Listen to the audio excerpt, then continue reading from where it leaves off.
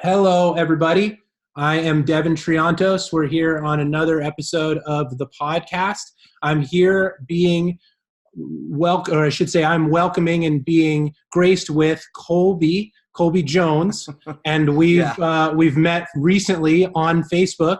And Colby is an individual who does online gaming and has an account on Twitch. And I was super interested to follow him playing. And I want to say thank you so much, Colby, for being able and willing to do a podcast with me. And hopefully we can get into some topics that you're interested in. So welcome.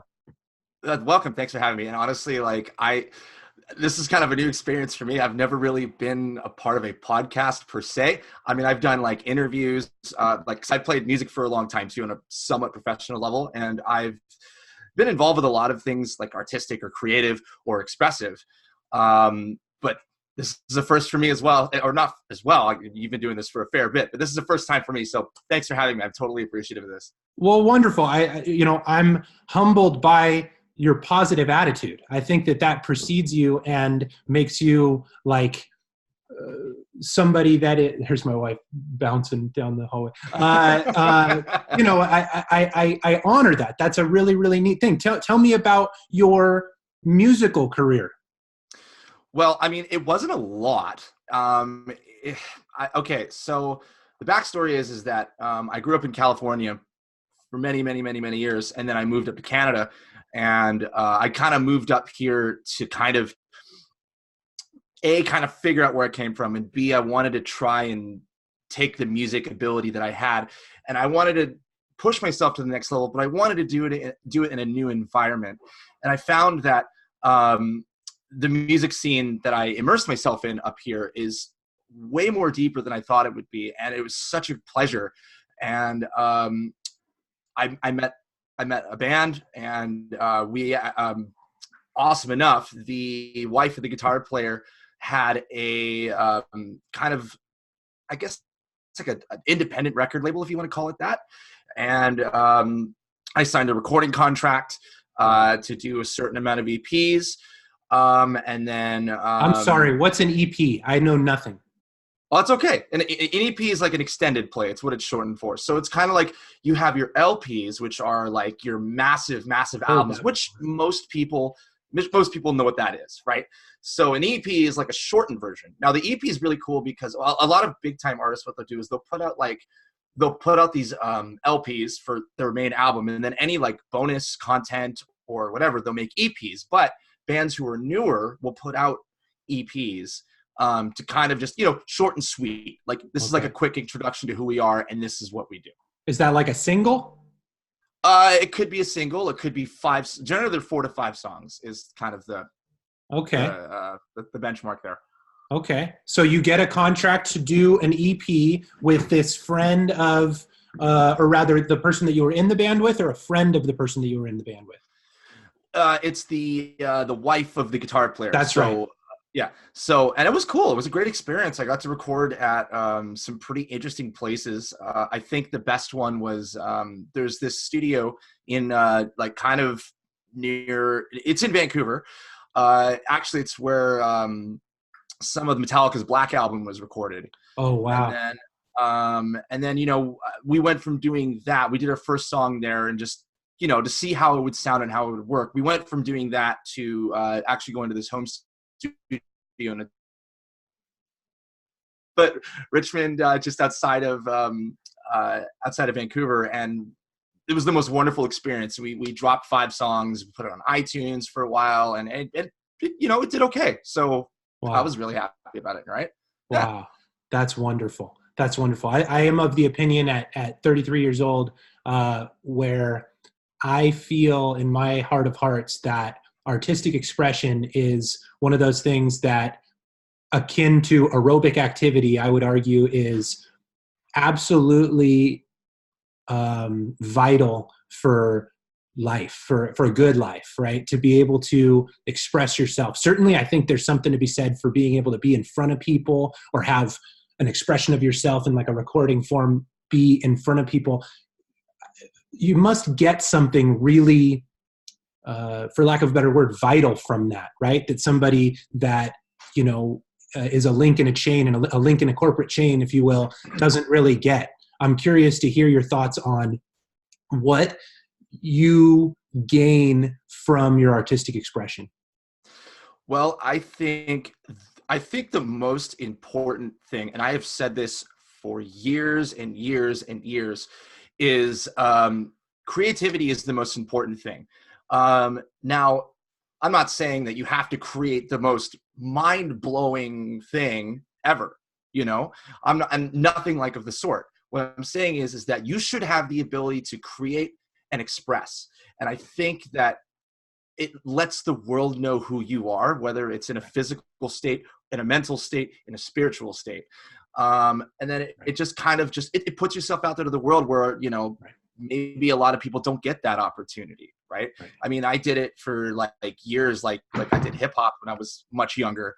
And I did hard rock, I did punk rock, I did metal, which is what I did for a long time. And then moving into like, say, like you mentioned the Twitch stuff that I'm doing and the streaming and stuff like that. It allows me to be like comedic or entertaining and creative and to like kind of like play games, but be able to interact with people at the same time. Right. Whether it's like people being like, "Oh, that's so cool what you just did," or people just talking shit, going like, what was that? You're garbage, right? But like it's a thing where you could just have. I think the creativity is important to get yourself out and to just be yourself. And a lot of people follow. How do I put this without sounding very rude? It's kind of like people almost are expected to follow a certain path and they have to fit a mold or fit a stereotype or something like that, when it shouldn't be like that. And that's the beauty of it. It lets you break stereotypes and be you. I think that's really well put. Have you ever heard of morphic fields, morphogenetic fields? Have you ever heard about that? I have heard of it, but I actually don't know a lot about it. So please, I don't either. Hear about it. I don't either. I'm no expert, but I'm a day tripper, if you will. I like to be deep in thought. I've done the hallucinogenics and gone through my college years and smoked a lot of cannabis, and I use edibles now. And I try to now be a productive and how can I say, positive, upstanding member of my community and all the rest, as opposed to kind of a outlander, but at the very same time informed by, I would argue, the things that I've learned from Flights of Fancy. I've brought back a real interest in some of these pseudoscience fringe things that I would argue are really going to be foundations of our kind of future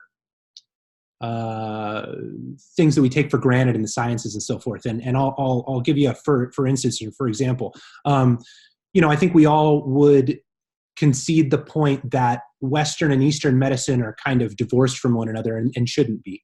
Western and Eastern philosophy, the same way.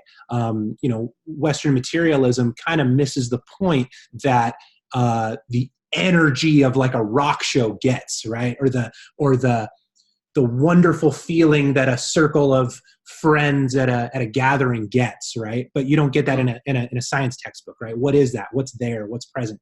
And what I have learned and become extremely interested in my own craziness, if you will, is these kinds of occult understandings that are not and should not, in my opinion, be fringe or scoffed at by the mainstream, because they don't come with a lot of undergirded explanation. And I think the undergirding explanations are coming, and they're having to fight their way up the establishment order. And again, I'll give you for instance. There's people like Graham Hancock, who's a very interesting archaeologist, paleontologist. I don't know exactly his scientific community, but he wrote some good books, Fingerprints of the Gods and so forth. I don't know if you ever heard of him, but he talks a lot about the very real possibility that to the tune of 12 to 15,000 years ago, there were civilizations of mankind that were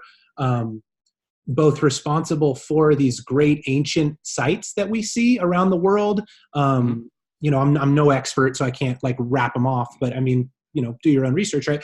And as well, were communities that upheld a kind of shamanistic, societal, central awareness. And that's something that we've lost in the West, but it's not something that we've lost in the self.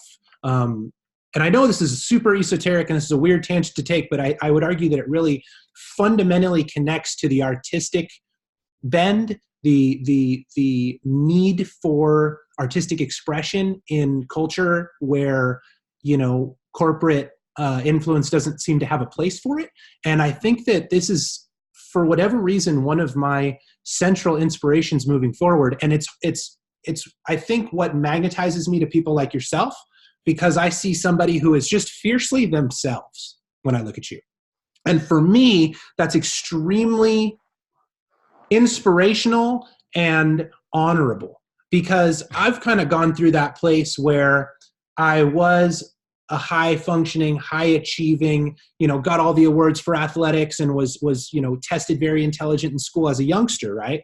And then, not to go off on a weird explanation of my biography, but I think it gives you a window into my particular place that I occupy in the cosmos. My parents split up when I was 8. And at that point I was just like, fuck it. Like I don't aspire to be high up on the normal totem pole because I'm no longer normal. I'm no longer one of them. I'm one of the other ones. And I have dealt with that in my own destructive ways for so many years that I've just started to come out the other side of it as a early 30-year-old. I've learned that carrying that eccentricity, that individuality is something that is powerful and not to be given up for anything. Because it's something that informs my ability to connect with other individuals at a deep level. And I can still navigate social orders and the normal, as good as the next person, but I have that unique crazy. And Colby, I don't know why I feel it necessary to go on these diatribes. One is coffee, but two is that I see that individuals like yourself who are doing things that they believe in, as opposed to, I got this job and it pays X amount and I'm, doing the Excel spreadsheet in this way so that my life works. The kind of namaste message is one that I feel is an appropriate way that I'd like to approach you. That is kind of the holy in me, bows to the holy in you, because at this point in my life, that's a thing that I want to carry on my normal shoulders as I, obey the laws and have a good relationship with my wife and, integrate into the community. I want to find as many other artistic and expressive, fiercely individual persons and connect with them, on the rainbow bridge, if you like, because that really saved my life when I realized that, no, I don't have to conform. I don't have to give up that darkness of myself. I have to integrate it. I have to bring it to the surface and own it and make art with it or make something with it. And so that's kind of what I bring as an inspiration to want to have these kind of conversations. And so that's why I'm so glad to be able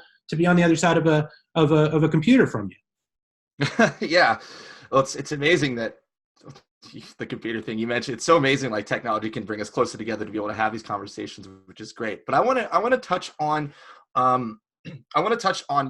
you were talking, and correct me if I'm wrong, but it kind of sounded like you were touching on, almost kind of like rules of engagement or how we approach life. Like, you need to have this job to make this money and you need to, fuck all that.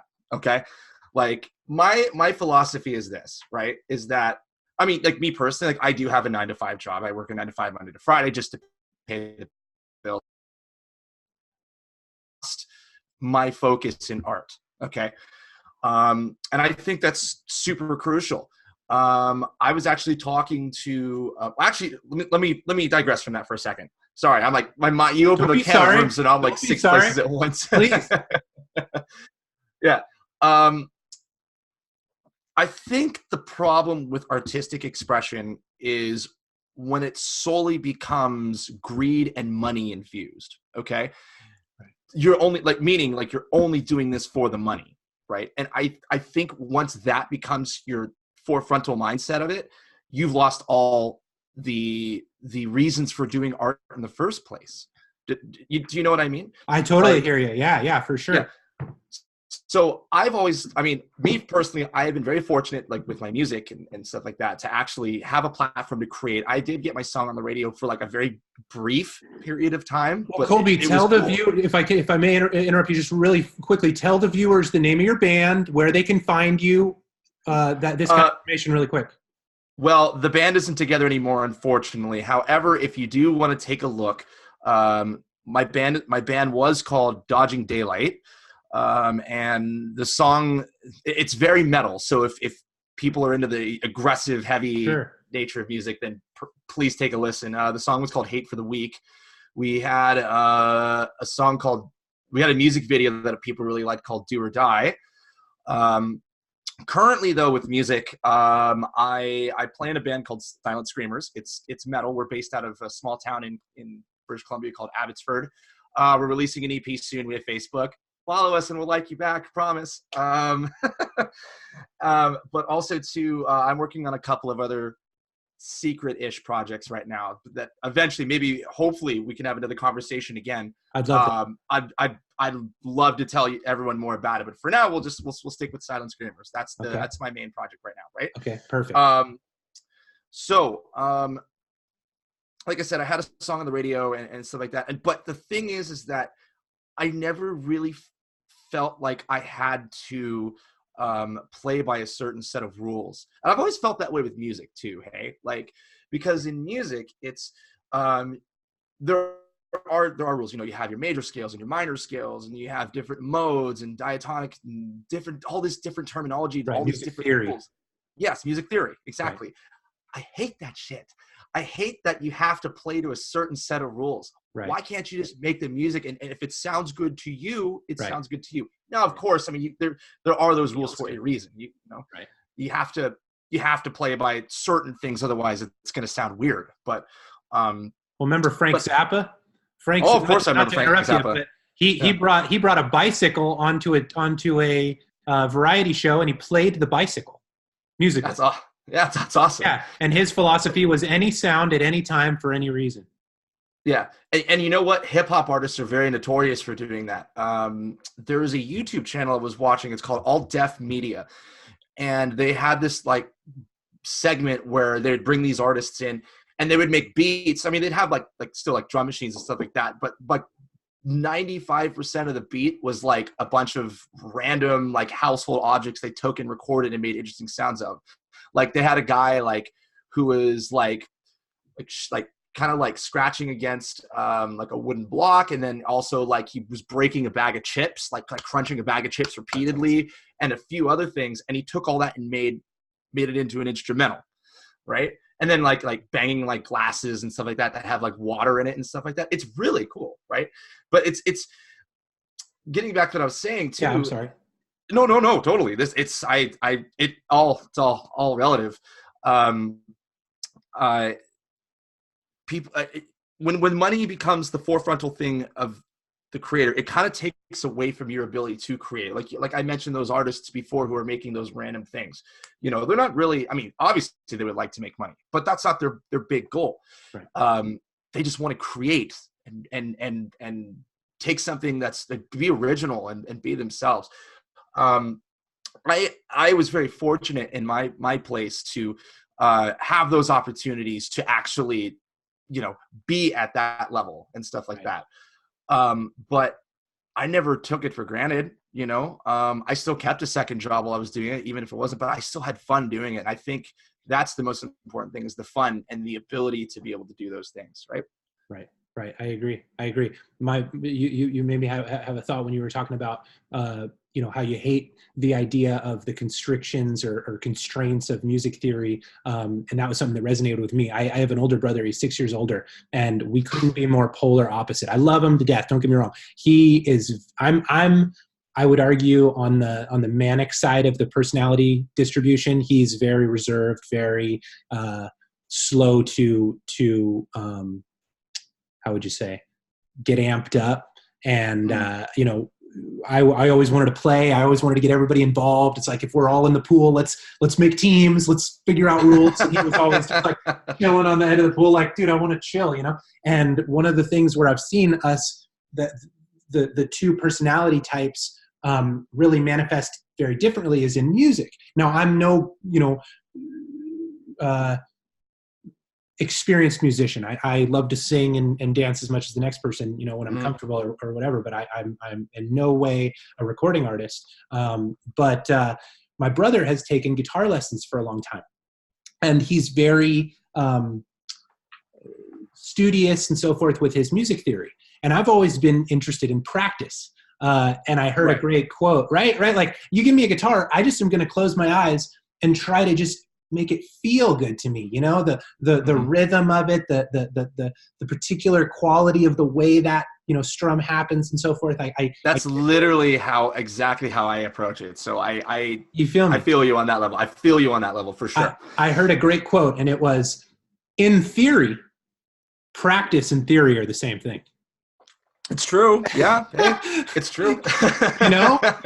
Like if you're in the book, that's all that there is. But of course, if there's no book, there's no need for a book. You feel me? Like, if you're just doing the thing, if you're just engrossed in the enjoyment of the practice of the process, there need be no more abstraction. And that abstraction, I think, happens when a person wants to hand down what they've learned from their own practice to the next generation, if you will. And the thing that gets, like, one of my main frustrations in my life right now, Colby, interestingly enough, just to kind of take us on another wavelength, is in the very same vein that I'm like attracted to artistry and individuality, because I think it's a thing that's being killed in a monetized society. And I'm not an anti-capitalist. I'm not here to say burn it all down. I'm not coming from that place. I'm coming from a place of let's have the second Foundation. If you've ever read the Foundation trilogy, it's a very brilliant science fiction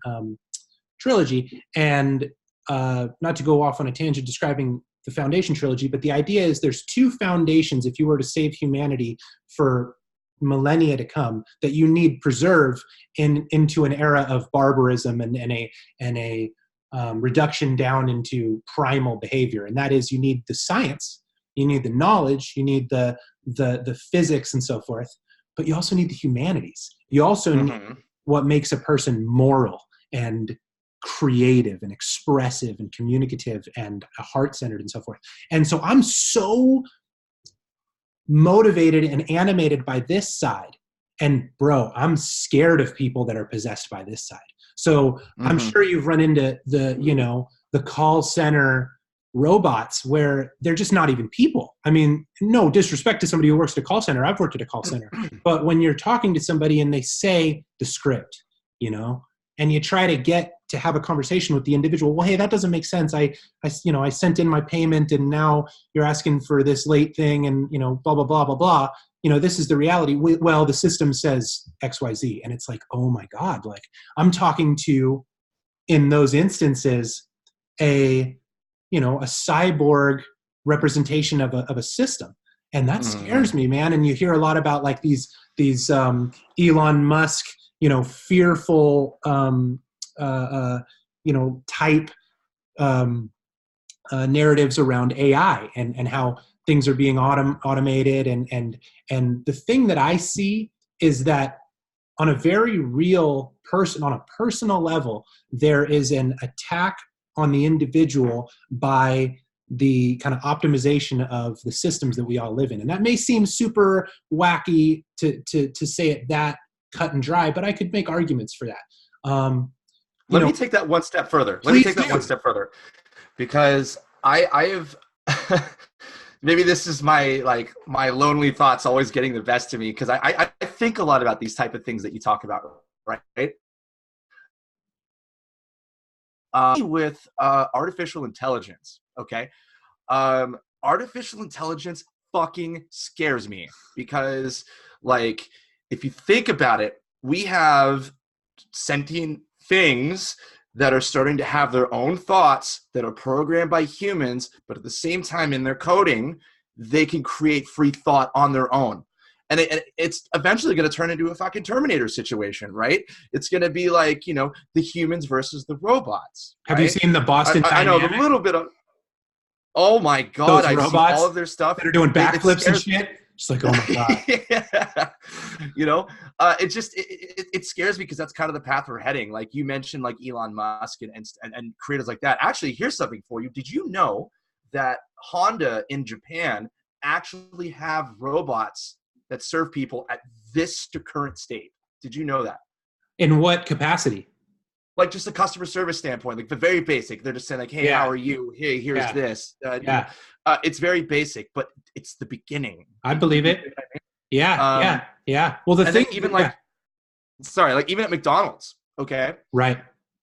You go to a McDonald's and you have I'm sure they have them in the States. I haven't really looked, I haven't been to one, but I've seen where you can go and order a burger from an automated. from a kiosk, Yeah. right? From like Yeah. those automated kiosks. It's eliminating the cashier, right? And then it's gonna sorry, just a random thought. I just always think of like the movie WALL-E, you know, you have like the Sure. robots, all the humans are just fat and you're just sitting there just like Their screens. Yeah, yeah. With their fucking super giganzo soda. Yeah. Yeah. But I mean, even today, it's like you have cell phone zombies walking around. They're walking down the street, head down. I call it neck down disease, right? And you know, it's like they're just glued. It's scary. Supposedly, that's a what would you say? An injury that doctors are seeing in young people now. They call it text neck. These kids that are still, you know, developmentally, you know, immature, and they're growing into their bodies and so forth. They're straining their necks to such a degree that that's something that the physicians are seeing that they've never seen before. Text neck. I believe it though, because if you think about it from a chiropractic standpoint, if your head's constantly down, you know, because you know generally you're supposed to be like a 90-degree angle if you're sitting up proper, but if you're like a 45-degree angle and you're constantly looking down for hours upon hours upon hours, yeah, I believe that that's a legitimate thing. You know what I mean? And it's sad. It's really sad to see where it's going with that. Right. But also to backtrack, I love these conversations. This is good because you're like opening up like cans of worms like everywhere, and I'm just like, oh, I love this. Let's hear it.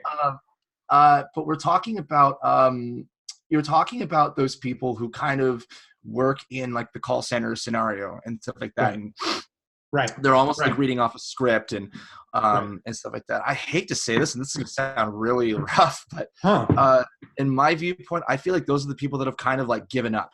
And I don't mean that in a negative way. I kind of mean like it takes a certain type of human being to just adjust and accept, you know, in your surroundings, right?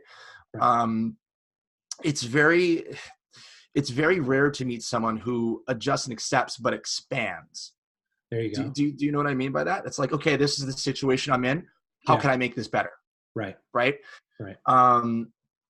And what agency do I have to that, you know, what chaos can I introduce into the system that could potentially increase my value or you know, add a new input and that would potentially create new outputs. Yeah, it's as you say, it's a surrendering position to not attempt to, you know, deviate from the scripts, to just accept one's own you know, place in the system. And that's sad, man.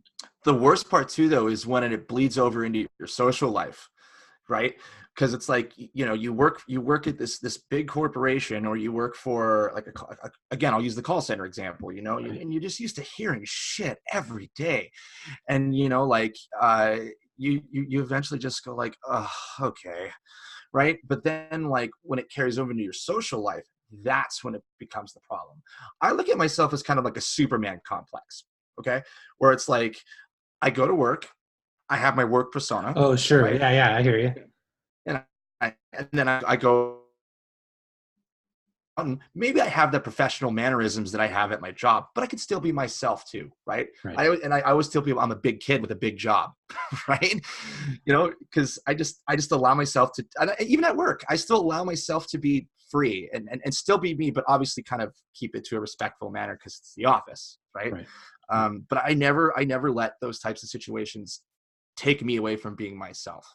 You know, I think that's really important, that people are able to to recognize and distinguish. It could save a lot of mental instability if you think about it, right? Oh, I agree wholeheartedly. It begs a real deep dialogue with both the legislators and regulators and the American people, or the world people. I mean, it's not relegated to the United States, but that is what constitutes a righteous human being. Is it merely a person who follows the rules? Well, that presupposes that every rule that we have is just, which is just not true. I saw an interesting thing, and it was like the Holocaust was legal, integration, or rather, the civil rights were illegal, in the United States. It was a brilliant thing that said morality and legality do not always line up. Often they are two different things. So then the discussion becomes, a righteous individual is somebody who follows some kind of higher moral guidance than the laws of the land. Well, that's a fucking sticky, situation. That's a slippery slope, right? Mm-hmm. But I think that the foundation of those things is in the empowered individual. I said earlier, I think that aerobic activity, I'm really of this opinion, is extraordinarily valuable, specifically for somebody who has the physiology that I do. If I don't get out there and kick my ass like daily, I'm a pill, dude. I'm a hard person to be around. I will cause trouble because I need to burn that energy. But when I do, man, I'm well adjusted. I'm calm. I'm reasonable. I'm extremely communicative. You can tell I love dialogue. And so I, in a lot of my YouTube videos, I'm putting out, whether it's surfing, skiing, paddleboarding, I'm finding myself, with the lack of other kind of profound messages, certainly centering around one really powerful one. And that is, hey, if you've got kids and they're being told they have ADHD, or if you've, got somebody in your life that you're responsible for that you're being told to medicate by a psychiatrist or so forth because they're acting out, just go and give them some darn exercise. Just get out there and get after it. And that's something that I know that has helped me a great deal and continues to. So that's something that I've been really starting to find myself saying more and more. And I think that the other real part of that, on the one side, let's say balancing our energy, or that is to say, like empowering our bodies. I think that the other part of that, is expressing our emotional selves, expressing our minds, saying, okay, here, now I feel like I can be strong and I'm not defensive and I'm body confident. So I don't have to kind of have that weird social anxiety that comes from somebody with nervous energy, or maybe, abusive relationships and those kinds of things where the physical activity and martial arts or things like that help a person feel safe in their own space. I think the other side of that, the person who has become a master of expressing themselves mentally, psychologically, emotionally, artistically, is that the energy that comes through my space, I can, I'm speaking as one of those kinds of people, kind of use it and then give it. And I'm not a victim of it, right? The crazy shit that I see in society, the successful stand-up comedian goes and makes a bit out of it, right? The terrible shit that happens in relationships and so forth, the great musicians make a hit song about it, right? And so I think that there's those two sides to being the human, the integrated human. You gotta take care of your body, because arguably your body is what you are, right? Mm-hmm. And then you also have to kind of honor your mind. One has to honor their mind. And I'm really just coming to this realization, at this point in my life, and I'm not a youngster anymore, but I'm at a place where I realize that I'm responsible for my actions. And I know that when I do those two things, and for me, I can do the physical activity on my own. And I have always been a person where I don't like classes. Don't put me in a fucking martial arts class. My brother is a 3rd-degree black belt in Taekwondo. He did it his whole childhood. I went when I was 5 years old. My mother took me. They kicked me out the first day. Never went back. True story. What did you do? They were all running around in a circle with like the sensei in the center, like he's, saying warm up. And I was like, all right, I got it. He's the guy I got to challenge. So I went right into the middle of the room and was fucking, yeah. And they were like, they went up to my mom and they're like, ma'am, you need to take your son and get the fuck out of here. Like they asked us to leave. So I've never had a problem being physically rambunctious and and taking on the challenge. I think, that goes back to how I was raised and so forth, but that's beside the point. I found a way to integrate myself physically. I'm still learning how to integrate myself mentally. I'm still learning how to express myself in a way that is acceptable. And I hear all the fucking time when I start flowing, when I start really, getting my neurons firing and I'm saying things as fast as they're coming in. Dude, 90% of the time, the people that I'm around say the same kind of thing. Devin, chill out. Calm. Devin, you need to relax. And I want to be around musicians. I want to be around artists that don't have to fucking tell me that shit, because it's so frustrating for me, because I'm of the ilk. I'm of the breed. I can go to 0 to 100 real fucking quick. It's hard for me to moderate that. And that's why I've learned that the cannabis, psilocybin, these things are extraordinarily potent medicines. And it's interesting to find ourselves in a time, I would argue, that sees them so myopically, sees them so, black and white, because I don't drink. I don't like to drink. But these other things. Good on you. Well, I mean, it's something that doesn't enrich my life in any way, shape, or form. It just kind of dumbs me down. And sure, there's that little bit of like sweet spot, but I don't touch the shit. But I realize that, and I kind of take this with the understanding that I'm just one iteration of 7 billion, right? So what I can learn about myself, I should be able to apply to other people if I'm going to try to, share my story and so forth. And that is, if you're built like me, cannabis can really help you. If you, take the right dose, and this is a very serious thing, right? Like I used to smoke spliffs, and the thing that I would tell my friends, about me smoking cannabis is it did something for me that was so wonderful and intoxicating that before I'd light the first spliff, I'd be thinking about rolling the next one. I'd be like, do I have any papers? And so I was like, okay, I can't be doing that shit. So I got onto cannabis edibles for when I want to do that thing. And it's unbelievably therapeutic what it does for me. It allows me to flow in the very same way that we're having a flowy conversation, really positively and really emotionally and really in a positive way, where I'm very sensitive to the people around me and how they feel and so forth. And I don't know, man, at my age now, I want to give these things that have helped me to as many people as I can. And the best way that I've found is to reach out and have conversations and learn kind of where other people are, spiritually, psychologically, and so forth, Yeah, I want to go back to what you said earlier, and it'll go into Please. What you just told me. You were talking about Eastern versus Western medicine, right? Right. And kind of the lack of awareness. I would argue that I think it's actually more aware than it's ever been in the last 100 years, right? And you have to think. You're saying Western medicine.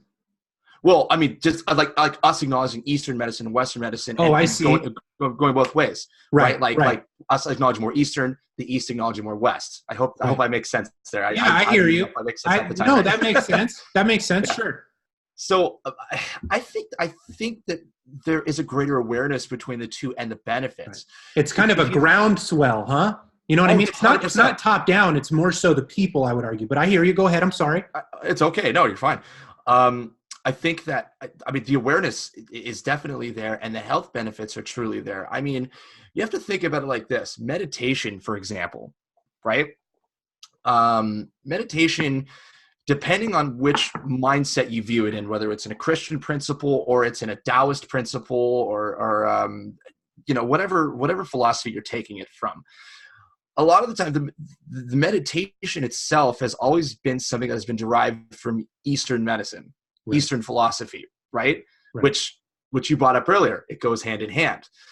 I think that we as a culture are becoming more aware of these things. And then you're talking about like marijuana usage and stuff like that. I know more of the world's taking notice about what countries like the United States and Canada are doing, like legalizing as a whole, because it is beneficial for certain people. Like me personally, Canada?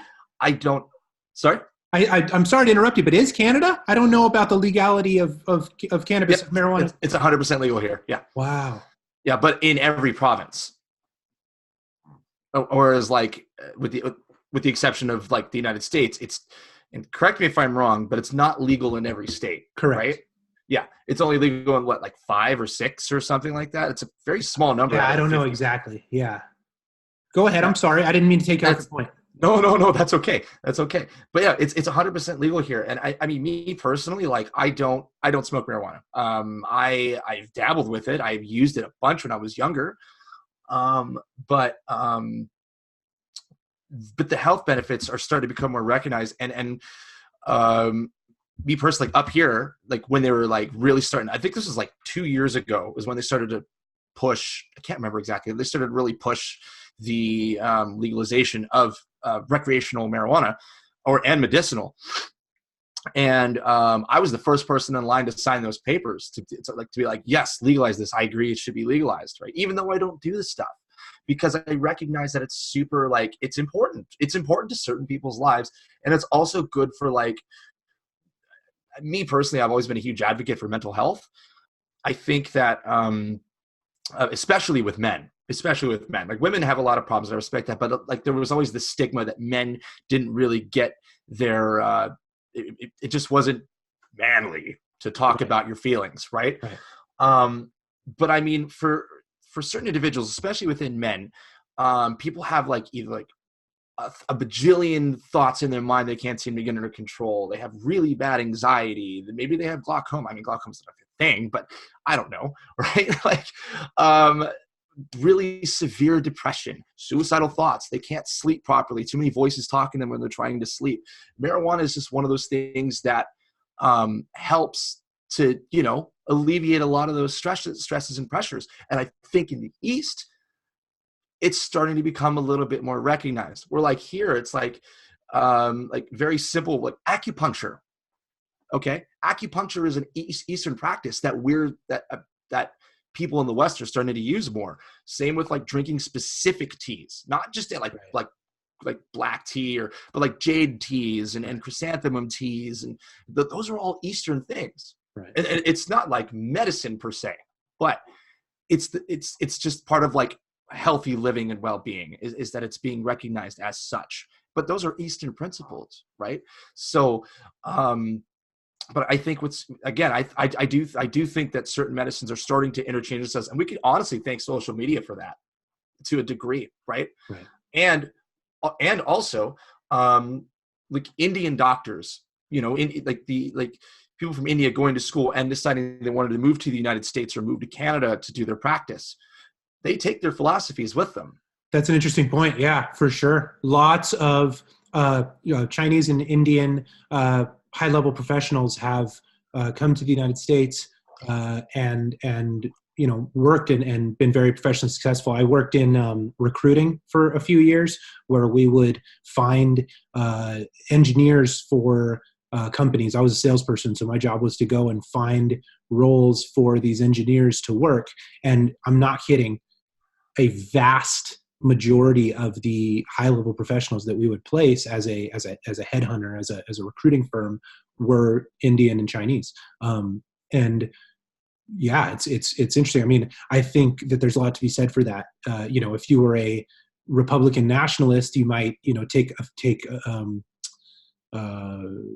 issue with that. But as a objective individual, I think that one of the ways to read into it is to say that the immigrant mentality that, I've got it shitty here and I could have it better somewhere else and my family could benefit from my hard work. The immigrant mentality, in the best sense of the word, is extremely useful in a place like America, where there are so many opportunities. And I was born into the silver spoon community, where we had a 2-story house with a pool. When I was born, I was put in private school as a youngster. Now when I was 8, it all went to shit, so to speak. My parents split up, moved out of the house. I was in apartments and lived with my mom, and kind of dealt with a lot of anger in myself with that stuff. But it was interesting because I still kind of got the shitty end of the stick in terms of my own attitude.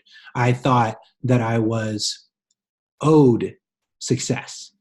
And it was only after really crashing and burning in my 20s and seeing how corrosive and obnoxious that attitude that I carried into a lot of situations was, that I realized, like, whoa, like, I like being around humble people. I like being around people that don't think they're the smartest person in the room. I like being around people that believe that they have things to learn, because I also do. And I don't learn shit when I go into things trying to prove something. And Colby, that's been a lot of my life. And it's only now recently that I realize, if I'm going to create anything of value, if I'm going to give anything of myself that I think is worthwhile, there has to be a constituent of it. There has to be a large portion of that thing, of that product, of that offering that is not of me. That is to say, this podcast is nothing without you, without an individual that is wholly separate from my experience. Like, you could go off the, like, we're all one and we're all, disparate points of the same consciousness. And I think there's a lot of cool things to be said for that kind of idea. And unified field theory is something that I trip out on and so forth. But the reality of even a Eastern, mentality of we're all kind of sharing the same dream, if you will, is that you occupy an entirely different set of experiences than I do.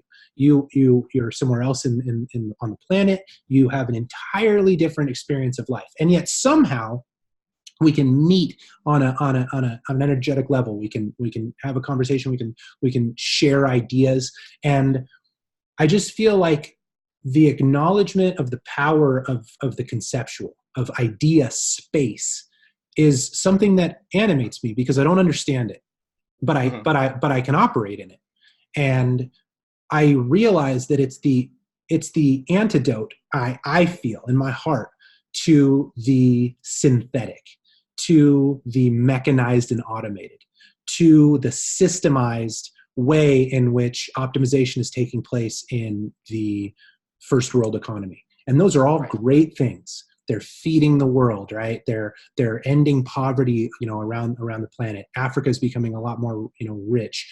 There's wonderful things to be said for the ascension of technology in the modern world, right? But I think that I'm sorry, go ahead. No, continue, please. Sorry. I was just going to say, to make the thesis, I think that worship of the materialist reductionist domination of the planet leaves out one key thing, that without which I would argue, to go so far as to say, the human species could fail, and that is the ability to connect psychologically, spiritually. Because what the fuck is that? I'm no genius. I don't fucking know what it is, but I know that I can do it, and I know that it makes me better when I do. Of course. Okay. I'm going to add on to that with this. You mentioned like an all as one mentality. I agree and I disagree with that philosophy. I agree with it in the sense that as a human being, we are all the same thing. We just have different skin color or different whatever. But we still have blood, we have muscles, we have bones. That's not any different. I will disagree, however, on we aren't all as one up here, because that's what makes human beings so unique, is what's going on right up here, right? Because everyone, I'm sure you know this. I mean, this isn't like groundbreaking stuff, but I honestly think that we're all different up here, and I think that's what all makes us so special and so unique. We're talking about connecting on a spiritual and a psychological level. It's important to do that. I have a weird philosophy term for it. I call it mind sex, right? Okay, sure. I've read, and I thought that I was a sapiosexual. You're attracted to people. You're attracted to intellect. Yes, to be honest, I am 100%. I am too. I like, if I were to meet a girl at a okay, or if I were to meet another guy at the bar, before I even really go like anywhere with them or hang out with them or something like that, I'll sit down with them for like 20 or 30 minutes and really dig deep. Right. Because it's like, I don't want to get to know you in your physical. I want to get to know you up here. Right. Because I think that this is you. This is just a shell. This is you right here. Right. And, I totally forgot what I was going to go with. No, you were saying that you agree and disagree with the idea of oneness, or I put it in the way of saying that I think that. Oh, yes. Okay, great. Thank you. Okay. Yeah. So, but I think that's a good thing that we're not all as one in that regard, because we go back to talking about artistic expression and freedom. We all express ourselves so differently. I mean, yeah, sure. I mean, we have like our cliques and we have our groups that we hang out with, like, oh yeah, like high school. Yeah, the fucking jocks hang with the fucking jocks and the fucking nerds hang with the fucking nerds. Yeah, there's all these groups. But I mean, but even in those niche groups, there is still that one individual expressing themselves differently from somebody else. I mean, you look at, like, let's talk football for a second, okay? Okay. Like, you have a football team. You have a quarterback and a linebacker hanging out. Maybe their thought processes are a little bit differently, how they express how they love the sport. Otherwise, you wouldn't have your preference of position that you like to play. Right. Does that make sense? It's like people just like certain things of the game a little bit differently. So they express their interest in a certain position because, like, they want to play that. Maybe the quarterback wants to be the guy who gets all the girls and makes the big highlight reel plays. But the guy who's the line, or actually, I'm going to use the lineman as an example. It's a better example. Like, the guy who's the lineman, offensively or defensively, want to be a support role for their team. That's all they care about, is I just want to support people. That's their mindset. One goes for the glory, one goes for the support. Right. Or even in hockey, you have your centerman and you have your goalie. The centerman wants to win the draws and be the playmaker, but the goalie wants to be the very last line of defense to help the team out. Right. They all meet in the middle where they want to help their team out in their own regards. But how they get to that point is where the expression comes in of, this is what I like to do. Right. So going into a humanistic standpoint, that's why we have, like, people who are doctors and psychologists and financial analysts and I mean, that is the expression right there, is that we've gotten comfortable with our minds to know what we like to do. Same with artists. I play metal. That's my favorite genre of music to play. I can play anything really if I wanted to, but I love playing metal. But I feel the most expressive in metal versus the guy who plays very ambient, chill music, right? He likes to express his creativity through that avenue, and that's great. And I hope that we never ever become one and the same with what goes on in the mind, because then that's when we all just become cardboard cutouts. We need to be able to be different and not all in one in that regard. But again, the only way we should only ever review ourselves as all in one is the fact that you and I are a human. A woman is a human being. An African-American or an African is a human. And I think that's where the line stops. Yeah, it's interesting. I was in a float tank recently. One of my favorite things that I've just gotten into. Have you ever heard of these? The ice. No, what is that? Okay, so I'll give you the spiel real quick. In athletics, there's a few things that I've learned that work really well for recovery. Ice baths, cryotherapy are wonderful. There's new cryotherapy modalities where you stand in a pod and they blast gaseous nitrogen. It's like my mom is she actually works out of Los Gatos. My mom is a massage therapist and a cryotherapist. And when I went to go visit her, hold the phone. She works out at Los Gatos. Yeah, Los Gatos, California. Yes, I was raised there. Well, I was born there. Oh, okay. Do we know each other from back then? We probably did. Did you go to Los Gatos High School? No, but I went to Fisher Middle School. I did too. No shit. How old are you? I'm 32, buddy. You might be 1 year younger than me, or we were in the same grade. Well, what year did you graduate high school? 05 or 04? 04. 04. Yeah, I graduated in 05. So you're 1 year younger than me, and you went to Fisher. How funny. Mm-hmm. That's hilarious. Yeah, I'm sorry. You're talking about your mom, though. Yeah, no, but my mom does uh, uh, massage therapy, like, and stuff like she works right off of Los Gatos Boulevard, like right next to that McDonald's. Do you know what I'm talking about? Yeah, I know exactly what you're talking about. Yeah. And then that like Pinnacle gym that has changed name like 50,000 times. Right, And right, then there's that big like wooden building right next to it. She right. works out of that building with Oh shit. a guy. Yeah. So, but she has a cryotherapy chamber, like a She pod. does. Yeah. And I've used it. It is the weirdest I experience love I've it, ever dude. sat in. It's so weird. Yeah. You do like 3 minutes and you feel really good afterwards, right? Mm-hmm. Yeah, because I get a lot of inflammation. It's funny, Isabella and I, my wife and I have been eating really like just meat and like no carbs the last like week. And then last night we went out for pizza. Dude, we both felt so shitty. We were like itchy and like our joints hurt. And it was like, no fucking shit. That was terrible. But okay, so cryo, I really, really do love. Dude, that's too funny. So we know each other, but I didn't know that we knew each other. Did you know that we knew each other? Do you remember me? I don't. Vaguely, How very funny. vaguely. How Yeah, funny. because when you added me on Facebook, I was like, the name's familiar, but I don't know. So I looked at our mutual friends. We actually have quite a few muitual friends. Right. Take a That's look what I've been sometime. It'll doing. No, actually blow your mind. that's what I've been doing. I've been adding because, dude, I'm so neurotic. I have added and deleted my Facebook account like 5 times because I'm like, Yeah. oh no, somebody said something negative about me. I need to disappear. I've done that many times. So I've just Same. uploaded it. Yeah, just so you know the fucking the drama. But I've uploaded. I just hit add friends from a mutual friend. So how funny to reconnect. Yeah. Well, let me. But Let me like, yeah, let me no, make a go point ahead. Sorry. about isolation tanks. So float cryo is wonderful.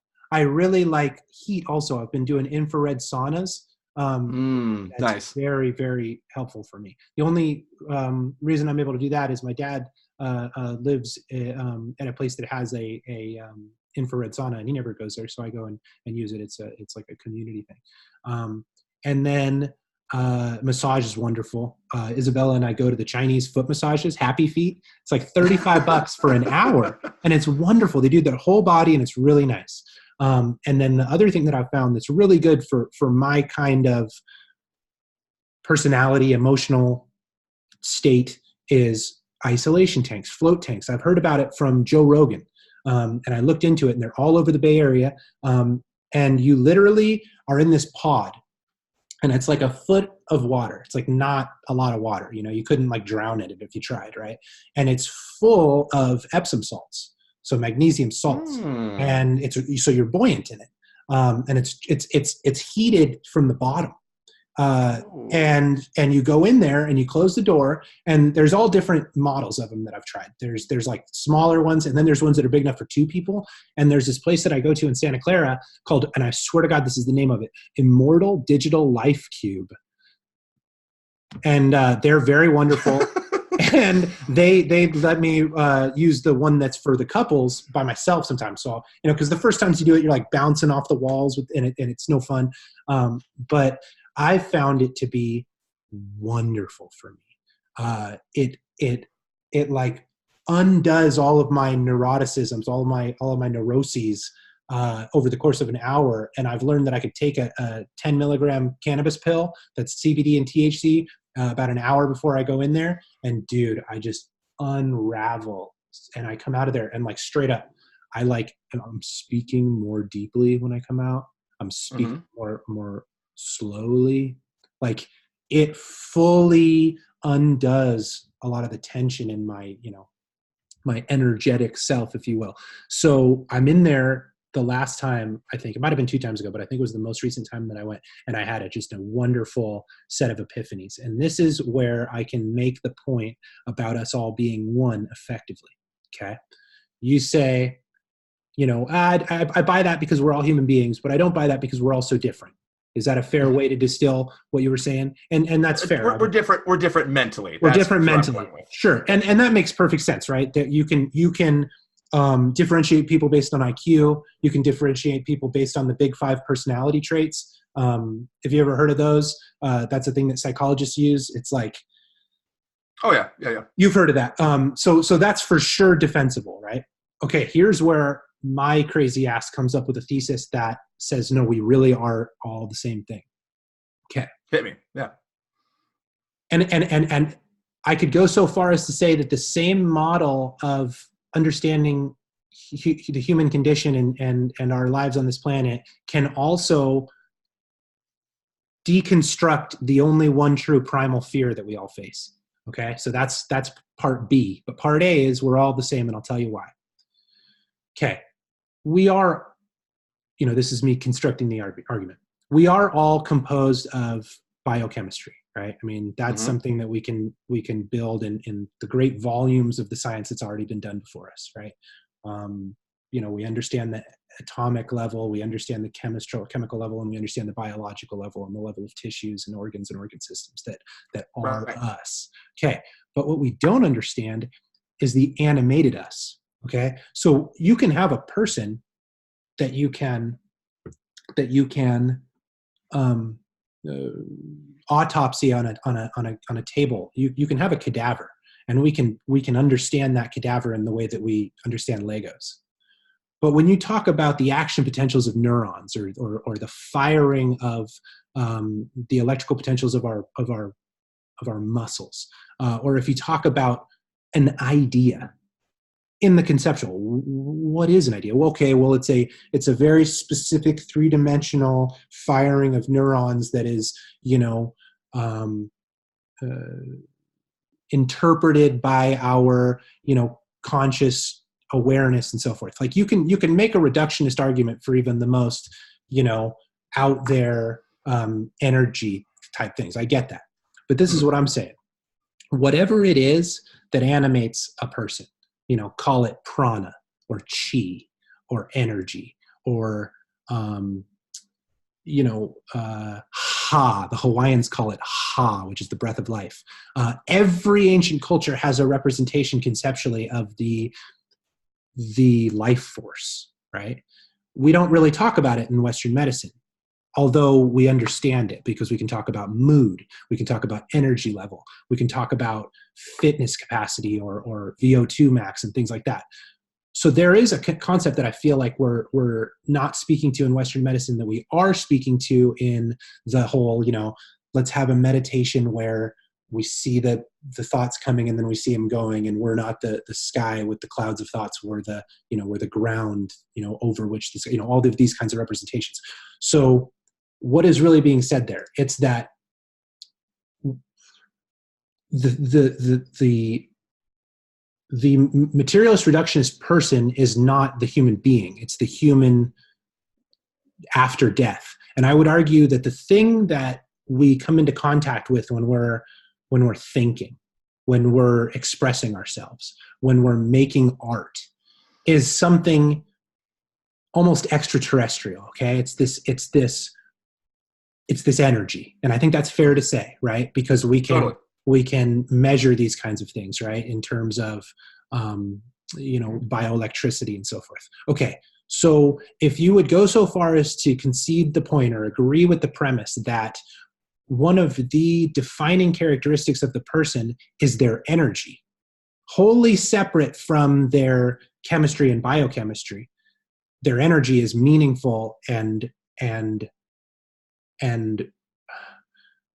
observationally present, then we start to say, well, what is that? What is energy? Well, I would argue would have to concede the premise as well that energy is the same in you as it is in me. What comes through my organism in terms of the ability to channel a voice and make movements and so forth is, I mean, you could argue that it's the metabolic, degradation of the food that I've eaten. Well, sure. But what is resultant from that, I would argue, is the same in all people. Okay. So maybe that's too much of a conceptual leap to take for somebody rooted in, Western materialist reductionist science, and fair enough. But I'm going to go ahead and do that just for argument's sake, and say, okay, the thing that comes through me in terms of the energy that I put out into the world is the same exact essence that comes out of you when you're expressing yourself. Okay, so then what does that mean? It means that we're these little fiber optic leads from a central source. Okay, I had this was my great metaphysical epiphany in the isolation tank. So maybe it was psychosis, maybe I'm onto something. This is my thought, and then I'll say why I think that this model is so important for flying in the face of the only one true primal fear that we all face. Okay, conceptually, give me that there's this source. I mean, if you think it's valid, there's a light source. Call it the planet. Okay. Yeah. And we're all fiber optic leads from the planet, and the planet is lit, but our lives and the expressive abilities of our lives come from, the food that we eat from the planet, the animals that we kill that live from the food that they eat from the planet. So it's all coming from a source from the planet. And what is the planet? It's this thing that's photoreactive from the sun. So we're like this slow photo development from the solar incidence on this planet. So we're all this same growth from this central being. Gaia hypothesis is something that's very interesting to me. This idea that the organism that we really are all just, action potentials firing from one place to another is the planet. We think that we are in and of ourselves sovereign organisms, which is a beautiful thing in terms of politics and so forth, right? Believing that sovereignty resides in the individual. That gives us democracy, which is a fucking miracle. But if we can give the planet its own sovereignty, then we come to this other even higher order reality. Okay, so now you've given me conceptually the idea that there's a central source of light, of life force, and we are all projections off of it, okay? So that is to say, what comes out of me, the love that I express in my life, is exactly the same thing as the love that you express in your life. It's not different. It's just coming from a different place in the earth in a different way through my biology and so forth. But it's the same thing. That love is love. It's this existential thing that exists outside of us. And I find that to be really compelling, because then it gives more weight, I would argue, to the things that we do that are emotionally charged, because it's not my love, it's love, you see? And okay, as a tangent, and I think that it just makes the point in a kind of a neat way. I don't want to go too far on this tangent, but it's easy to think about the human story as if it's egocentric. Right? We all have narratives about our lives in terms of what happened to me, what I did, blah, blah, blah, blah, blah. And I'm sure that's very useful for all of us in a certain way. But there's another way of looking at the experience of life and the human condition, and that is in the mythic. And what's useful about the mythic, the mythologic, the religious, the idea of the hero story, the idea of the gods of lust and anger and power and love, as if that they are these disparate entities from the self of a higher order, right? I did bad at that bar fight because I was possessed by Hades or by Mars. The god of anger had power over me. Or, oh, that girl just swept me away. She was Venus incarnate, and I had nothing to fight against her allure. That seems as if, in terms of a enlightened worldview, to be adults' way of looking at the world. But I would argue it's even a more enlightened than the Enlightenment thinkers. And that is to say that these things that come through us in their pure forms, love, anger, hate, resentment, envy, pride, they are their own things. They exist outside of us. Now, whether they have to do with the planets or so forth, I'm not an astronomer or an astrologer or anything like that. But I get that when I feel love, it's not just me creating something. It's me communing with something that's so much bigger than myself. That's just my thesis about, the life force that we all share, and then the ability to commune with these kind of external forces, if you will. I think that there's some real value to that, because then when you talk about the human story, you say, yeah, you know what? I fought through anger. I battled with my own demons, right? We all say that, but we don't really mean it. But if you mean it, then it's heavy. It's like, well, what if there really are demons that are fighting to control you? What if there really are? And I don't mean to be all woo-woo. You can just take a superficial representation of that, and it's still very powerful, right? If you believe in the angels of your good nature and you overcome the possession by darker forces, you're a better man for it, and more power to you.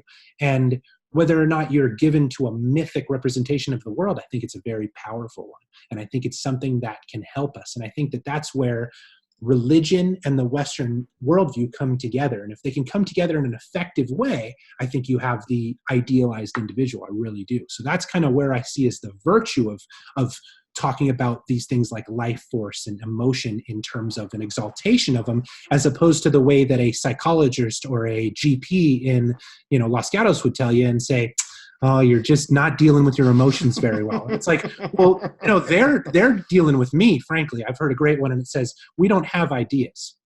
Ideas have us. And a student of history would assert that that's the same thing, right? It wasn't that all the Nazis were just shit people. It was that there was a mass hypnosis of idea. I don't know, this is a weird tangent, but there was a seduction by the popular worldview, right? And it can happen to all of us. Okay, so now you give me that there's a life force that is transcendent and central to all life. And it can make us feel all as if we're brothers and sisters. You would give me, if just for point of argument, that there are these existential energies that we can commune with, we can, have influence our lives, and some of us at the worst of times are possessed by. Yeah. Mm-hmm. We all know people that are possessed by rage or have been. We all know people that are possessed by lust or have been. We all know addicts that are possessed by, psychosis or madness. Those are just real human experiences, right? Right. So I would argue. No, however though. Go ahead. I'm sorry. Yes, sir. Oh, no, that's okay.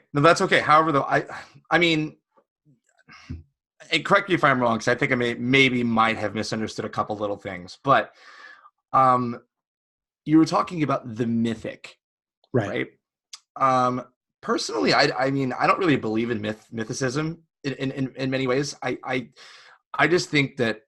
And again, this is where my argument comes in, where I say we're all different in the sense that on a psychological level, we're all a little bit different. We're all just wired just a little bit differently in certain different aspects of the brain that make us react to certain things. And again, that's what makes us the individual. And that's what makes the artistic think at a different part of the left side of the brain, and then maybe a different intellectual on the right side of the brain. And that's why there's so many studies that have shown that what types of certain type of people use the left side of the brain more than the right. The intellectuals use more the right side of the brain. The creatives use the left side of the brain, right? So oh man, I'm trying to think about where I was going with this one too. I feel like I just get into these thoughts and I'm like, so many things at once, right? So you said you don't believe in mythicism, mythology. You don't believe in a mythic representation of the human experience, and you were going to go. Okay. Oh, yes, that I do agree with, because that's what I mean. Is because I don't believe in that sort of type of possession. I believe that those types of emotions just come from just natural feeling. Right? I like, if I were to get upset and punch somebody in the face, okay, I would literally, my response would be, this dude really pissed me off and I punched him in the face. I would never be like, something just came over me and like name a specific deity came before me and I just cracked that dude in the jaw. Right? No, I would always just, I'm not the first, I won't be the first to admit that, I have overwhelming emotions flow through me at certain instances, but I never take it from a mythological point of view. Does that make sense? Yeah, I hear you. Or am I sounding nuts? Yeah. Not at all. Not at all. Not at all. Yeah. I think that there's a real foundation in personal virtue in accountability and taking responsibility for one's actions. I don't mean to assert that there is a outsourcing of either accountability or responsibility for a person's actions. I think that part of my maturation process has been realizing that I am 100% responsible for the things in my life and the people in my life and the quality of the relationships in my life and so forth. I just think that the willingness to accept emotionality as superordinate to the individual is a really interesting rabbit hole to go down. Am I right? I don't know. I don't know. I just think that it's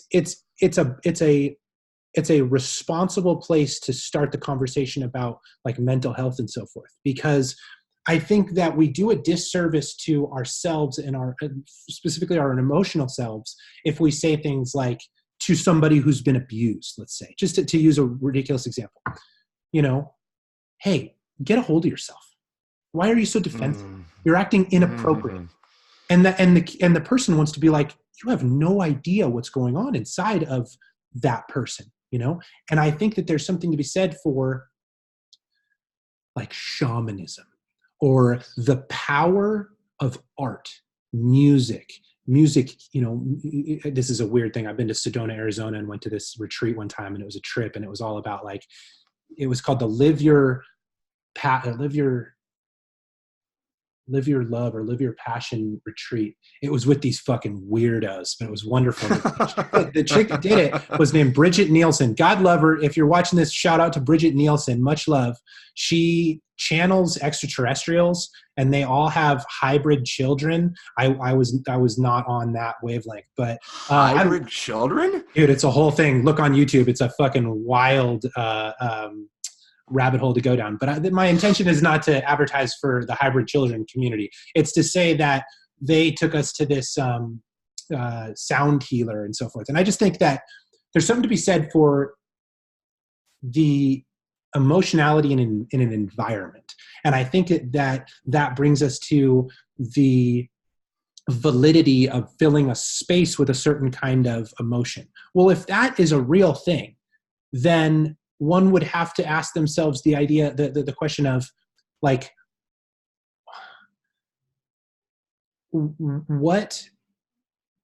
how do I put this that doesn't sound just super wacky? Like, because I'm trying to argue in fairness against the idea that we create emotion, because I don't think that we do.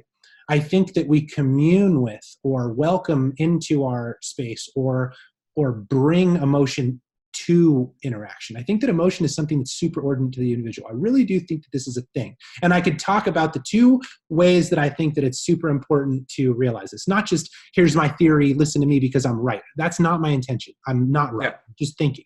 One is morphogenetic field theory is fucking brilliant. We were going to talk about it. Rupert Sheldrake is the individual who's done a lot of work on it. You can go to his website and stuff. So morphic fields, morphogenetic fields, Rupert Sheldrake. That's a way of conceptualizing what this superordinate emotionality is in space. It's how things organize. It's like patterns, like the way in which material organizes in space. It's like, well, it all just is chaotic and entropy is the only law, and things just move based on random heat exchange and so forth. Like, okay, but the idea that there's some organizing principle is seductive, I think, because we all see things happen and we don't know why. We've all had synchronicity in our lives. We've all had, that chance encounter that led to, wonderful things in our lives. And that's easy to discount if woo-woo shit is not, responsible to take seriously. Fair enough. But I think that there's a way to take it seriously, and morphic fields is the way to do that. So you can look into that. That's super fantastic. The other way that I think this idea that communion, representing life force as universal, thinking about a universal field theory seriously, the idea that we're all part of an ether, and everything that I do, every emotion that I exhibit is felt by the entire system and then like balanced out. I was literally going to make that point because I wanted to use the example, like we're all in one of the sense of emotions, and I definitely agree with that. And I was going to use the emotion of like, you ever been into like let's say a house party, Okay. Like just a normal gathering and just people just hanging out. But there's that one fucking guy who's in a terrible mood. That one guy, right? And it spreads. It spreads like a wildfire. Yes. That I can 100% agree with you on that is, and I think is it's a real thing. It's a real thing. And it's bothersome, right? But we all connected emotionally, definitely. Right. But please continue what you're saying. I didn't mean to cut you off. But no, not at all. Not at all. I could go off on that, but yeah. So even if the degree to which I take the argument is not responsible to follow, if you will, you give me some of the premises that are like, okay, when I walk into a room just after an argument's taken place, I can like feel it, like the tension. What the fuck is that? The vibe, yeah. Right. What are vibes? Right. What is existential tension? You know, I would go so far as to say it's this, you know, superordinate, you know, I don't know how to fucking say it in a responsible way, but anyway, I'm intrigued by this kind of stuff, right? Okay, so why do I think this is relevant to human experience and my kind of overarching mission of talking about mental wellness, talking about physical wellness, and then sharing my brand, my life, what gives me joy, skiing, surfing, you know, getting after it. And I you know, I'm starting a career of emergency medicine. I'm just an EMT, but I'm training to be a paramedic. Good for you. That's awesome. I appreciate that. And how do I do these things that I've put ahead of myself and that I really love and that I'm animated by and share it with the world and then connect to deeper truths and try to learn about it? Okay. I'm in the isolation tank and I see this thing. Where we're all just fiber optic leads from a central source. Okay. So imagine I'm one sprout. You can cut me, you can bend me, you can degrade, burn, torture that lead all you want. The life force still comes out of it, just the same, right? Mm-hmm. The lead is fucked if it so happens, but the animating force is exactly the same because you're not touching the source when you're fucking with the cable, right? So I thought that was a really beautiful representation, and that representation came from this. Okay, I argue, and I've had my wife challenge me on this because I want to have it challenged, right? Because any good theory needs to go through as many minds and as many, you know, scientific iterations, you know, experiments as possible to find validity. Okay, I think. Well, certainly, and that's how the best theories are made, is by arguments. Yeah, yes, I agree with you. So I think that there's one fundamental fear. And I heard Jordan Peterson talk about that there's two fundamental fears. By the way, shout out to the people that I've been listening to recently that have been really helping me, you know, get positive and keep on my way and so forth. And that's Jordan Peterson, Jocko Willink, David Goggins, Joe Rogan, a lot of the professional surfers that I follow, Cole Rothman, Nathan Florence, Jamie O'Brien. A lot of people are out there sharing positivity, and I intend to be one. And you already are, Colby. It sounds like with the things. I try to be. More power to you. So I had this epiphany here. I like to think of it was our fundamental fear socially, because then Jordan Peterson says, well, we have a biological fear, and that is like. I can't speak to that one. All I can speak to is the what he would call the sociological fear. But this came to me, and that is isolation. We are all terrified of isolation, and almost any fear. I think I would put this up to argument. Any fear, no matter how esoteric, no matter how specific to our own experience, boils down to a fear of isolation, being alone. I agree. Does that resonate with you? We don't want to be. I'm sorry. Go ahead. Well, here's what I think it resonates from mostly is the fear of death. Okay, right. Because it's the common question: what happens when we die? Right. So, I think about it as, I agree because at that point when you're dead, you could just be floating in nothingness for eternity, or depending on whatever principles you practice, maybe you reincarnate as something else. But that fear scares people. And that also creates some sort of fear of isolation, right? Right. Well, I mean, death is the ultimate isolation, right? It's being alone. It's no longer being in the drama of life. But see, I think that that's where this worldview that I really believe there's truth to, and I haven't fleshed it out. I don't, mean to posit that I understand it in any fundamental way, but I feel it. And that is, there is a source. I like using this idea of like a sphere, because I think that there is, there's truth to the idea that the planet is what we are. We are the planet. None of us are here without the planet, right? I wrote a long time ago, and I thought that it was a neat sentiment.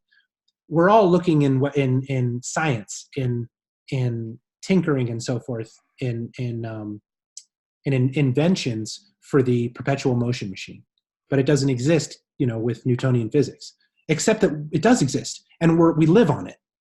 Mm-hmm. The Earth is something that perpetually creates life. Now, could you argue against that? Well, sure. It's that entropy moves us towards the death of all stars and all this stuff, right? Yes. But then how the fuck did we get here, where we have fusion reactions that create light and life on planets? So arguably, once you get to 0 point, then it starts again. So there is a perpetual motion machine, and I think that we are all constituent elements of it. So that's a wacky thought.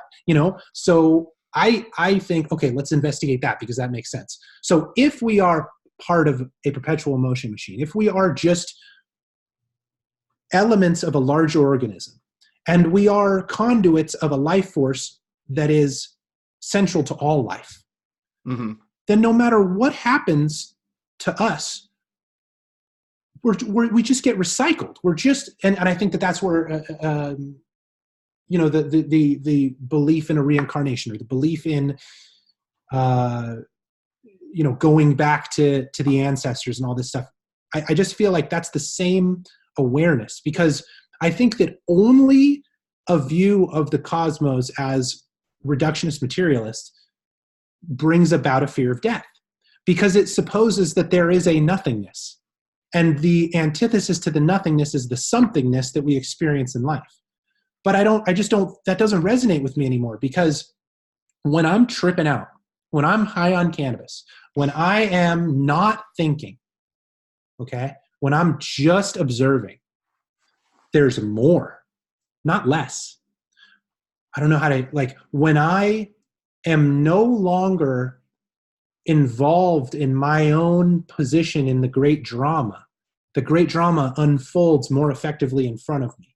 And mm-hmm. I would argue that that's evidence for the existence of an ethereal, for the existence of what the mystics speak to, what this idea of prana and chi and kundalini and ha is, because it's the blind spot of Western materialism. But I think it's exactly the thing that saves us from fake news. It's exactly the thing that saves us from pop culture and celebrity worship and profits over people. It's the thing that is at the center of all art. It's the thing that is at the center of all great music. I really believe this because I feel it. Am I any closer to it than anybody else? No, because I think that the awareness of it moves me to understand that the thing that you feel is exactly the thing that I feel. It's just that maybe we feel it differently because our sensors have evolved in different ways through different experiences and different, okay, here's a great quote. Looking for consciousness in the brain is like looking for a narrator in a radio. Okay. I think that makes the point. What comes out of me is not me. I may be defined by my actions and deeds at the end of my life for good reason, because it's my own autonomy to choose how to act. But when I'm channeling love, or when I'm channeling kindness, or when I'm channeling brotherhood, I really do think that I'm channeling something that's above and beyond Devon Triantos. And I find great power in that, and great wonder at that. Because at the end of the day, if I am 100% responsible for what I create, then the only way that great works move me is towards egoism and narcissism.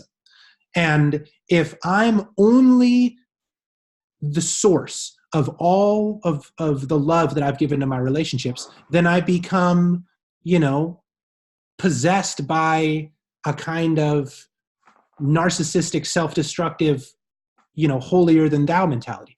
But if I believe, just for point of argument in terms of my own neuroses, if I'm thinking about different ways to think about myself, if I think that the good things that I can do in my life are communions with greater forces than myself through my own, power and so forth, then I give myself to a wonder and a love of love.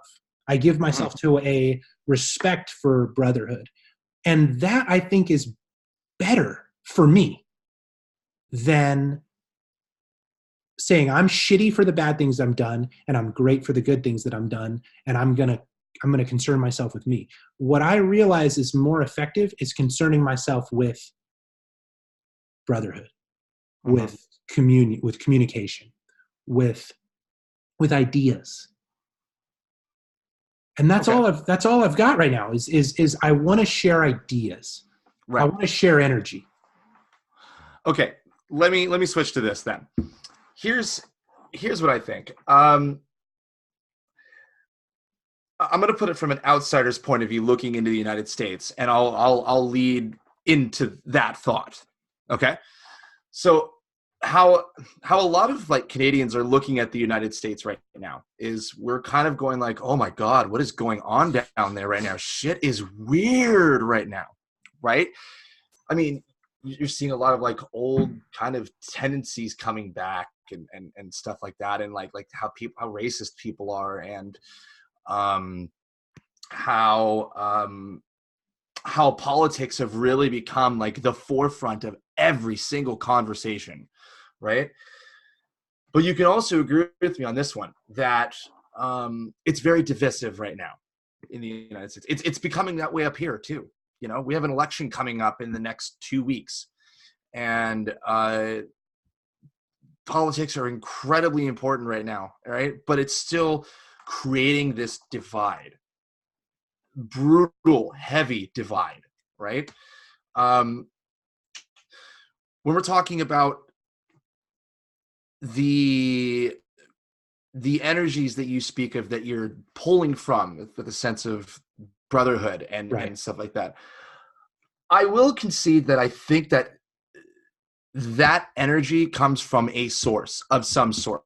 I will definitely concede that thought. However, I would like to also point out, or not point out, I would like to maybe throw this one into the hat, that I think there are multiple sources, because I think that if we're all constantly, and you can correct me if I'm wrong on this one, but if just from your thoughts, I mean, if you have a theory on this one, please jump in and tell me otherwise. But I think that there are multiple sources of said energies, right?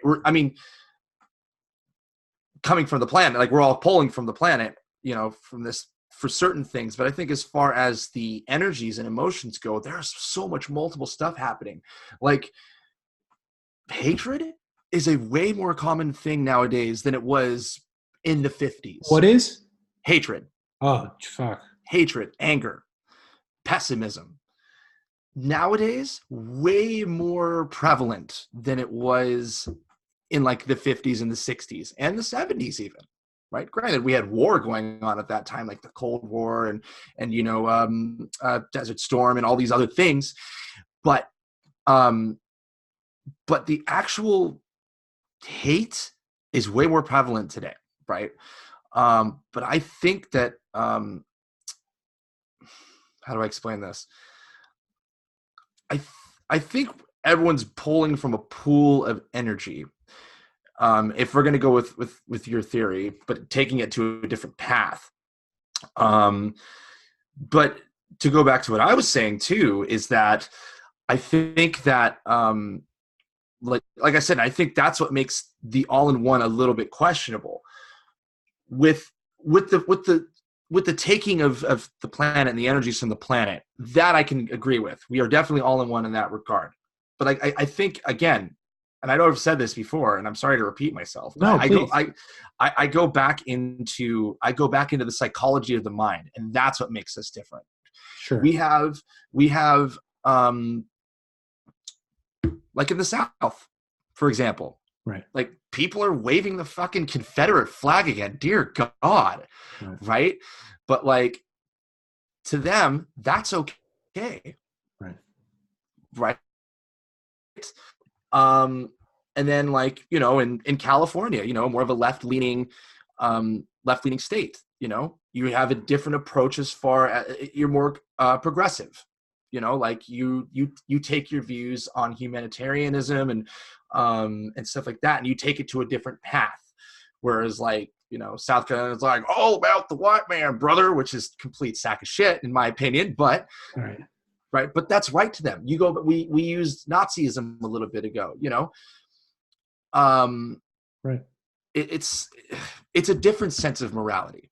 Their sense of morality is Jewish people are fucking evil and we are going to build a regime to persecute them. And that's where Hitler comes in, and then all of his other people that followed him, right? I think that's really what that's what makes us all different. It's all the philosophy. It's all your philosophies. That's really what I want to get into is philosophies, your mindsets. That's what makes us all different as people. But we all are channeling energy from something, but we're exuding it in a different way. Does that make sense? Is that seem crazy? Yeah. I mean, to what degree is your philosophy your own, or is your philosophy a cultural or familial,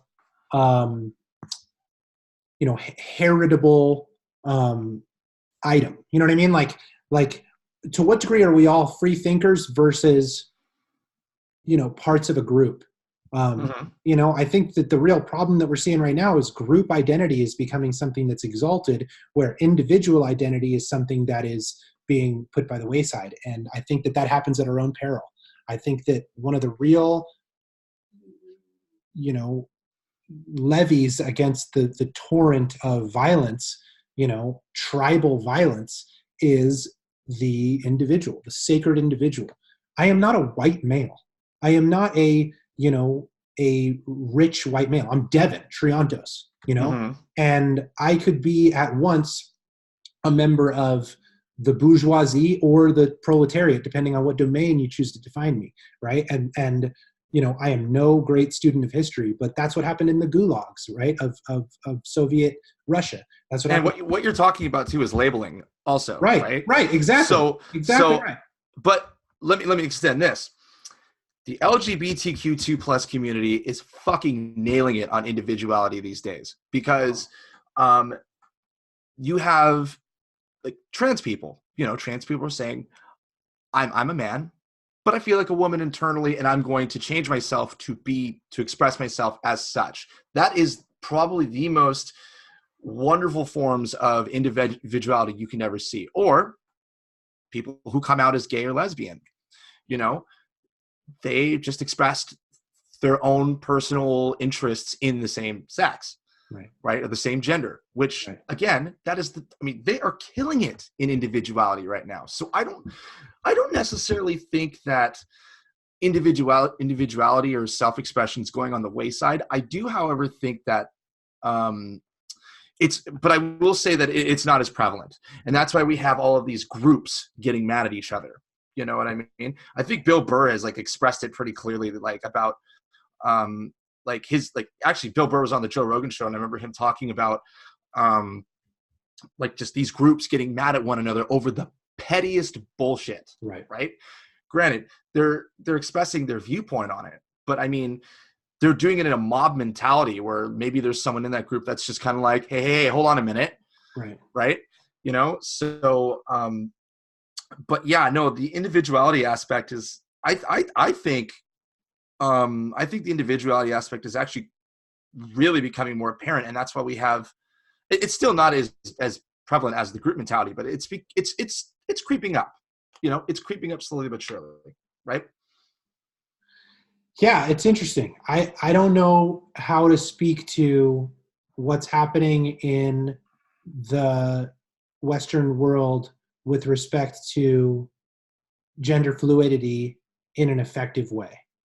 Um, because, uh, you know, what I'm seeing is the idea that victimhood is something to be celebrated. And I say this treading on dangerous ground because I don't think that it is. I was going to say that's interesting. Okay. Well, yeah, Yeah. let me flesh it out. I think that we all should hold one another up, period. Irrespective of gender, sex, color, creed, race, nationality, philosophy, psychology. If you're this is my own thoughts, so take it with a grain of salt. But if you as an individual are not causing violence, then you have as much a seat at the table as anybody else. Period. End of story. Mhm. And what I'm seeing from the extreme left in the United States, from Mhm. what I think is cherry-picked stories and so forth from the algorithms of social media, and what I'm seeing on the alt-right, the extreme right, are two versions of intolerance. And I think that it's a fair point to suppose that maybe there's not more hatred now than ever before. It's that our media runs on sensationalism. Mhm. And I think that there was a lot of hate in the Cold War. It's just that we didn't have extraordinarily sophisticated systems to give very inflammatory messages to everybody right now, like we do now, where you look at your phone and you can see any amount of terrible shit because that's what gets your clicks, right? And I am absolutely nobody to tell anybody else how to live. I just know that I don't do better in my life aspiring to be a member of, oh, I don't know, maybe that's not true. I was going to say a member of a group, but that being said, I'm being advertised to from men's groups, and I'm like, hey, that's a good idea. I should go be a member of a men's group so I can be like a better dude. And so there's internal conflict there. I just think that aspiring to a victimized sect of a society puts one at odds with the society as a whole. Mhm. And I watched the thing that, look, I've been left leaning my entire life, and the left and the right both serve a purpose. The left to speak for the dispossessed in a society, which is fucking extraordinarily useful, and the right to uphold the positive valence of the institutions of that society, right? They're both necessary. The left, the people that are left can create new systems. The people on the right run them, right? The different sides of the brain, if you will, as well. Um, the thing that I see as really destructive on the left, and I could say the same for the right, although it's a different manifestation. But the thing that I see that's destructive on the left is exemplified in, I watched a video on YouTube of an excerpt from a Democratic Socialist meeting, and dude, it was bad. The young lady gives a speech and calls everybody else comrade, and then like a sniveling young man goes, point of privilege, point of personal privilege, point of personal privilege. She goes, yeah, go ahead. And he goes, everybody, I'm just, and I swear to God, look this up on YouTube. I'll send you a link. I'm not doing this Yeah. any disservice, but he goes, everybody, I need everybody to stop the chattering because I get distracted easily, and it's really hard for me to pay attention when there's people chattering in the room. So everybody, please keep the side conversations to a minimum. And it's like, fair enough. Then another person, point of privilege, point of personal privilege. She goes, yes, comrade. And he goes, can we please stop using gendered pronouns? And it was this self-destructive celebration of victimhood. And the thing that I see in that is it just eats itself. If we're celebrating who's been more victimized, then we're just going to throw at one another our own traumas and not get anywhere. And Mhm. I think that a more effective place to start is something that I've heard from podcasts and so forth, and that is, let's accept just for a moment, for argument's sake, that everybody's life is difficult to the point of warranting suicide. let's just start there. All life is tragic because, you know, a lot of the old traditions of thought posit that life itself is suffering. So moving us to the idea that all life is tragic is not a great leap. Any even billionaire, if you scratch down deep enough on the surface, has some tragic part of their life, right? I mean, that's something that a reasonable person can assume.